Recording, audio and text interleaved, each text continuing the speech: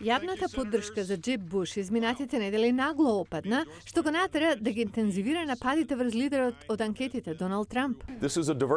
Ова е диверзитетна држава. Ние овде треба да го славиме тоа и да ги прифатиме заедничките вредности. Трамп не верува во нив, сака да не разедини. Не верува во толеранција.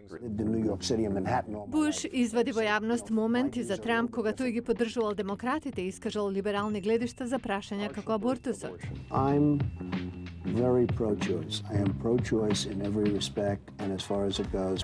Трамп од своја страна го напаѓа Буш, меѓу другото и за неговите гледишта за илегалната имиграција. It's an act of love.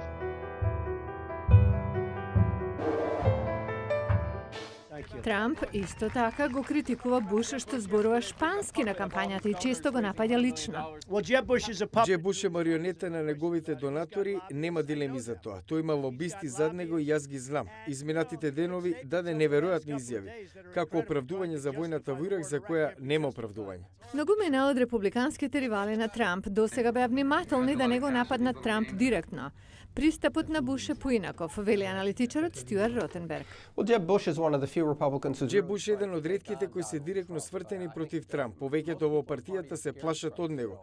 Не дека го почитуваат или мислат дека ќе биде претседателска номинација, туку има голем дел луѓе во неговата партија кои гледаат на него како на мощен, атрактивен кандидат. Едновремено, омилен за републиканската номинација Джеб Буш сега мака мачи да го сврти фокусот на него, вели уредникот за политика Джош Крушар.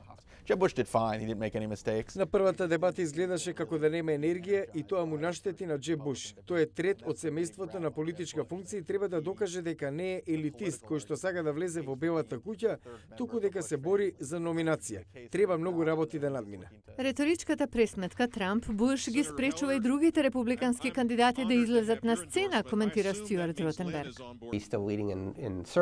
Се уште води во анкетите и ја одредува, диктира дискусијата. Кога Доналд Трамп зборува, сите слушаат и тешко им е на другите кандидати да се наметнат. Следната можност за промена на динамиката ќе биде втората дебата на републиканските кандидати закажана за 16 септември.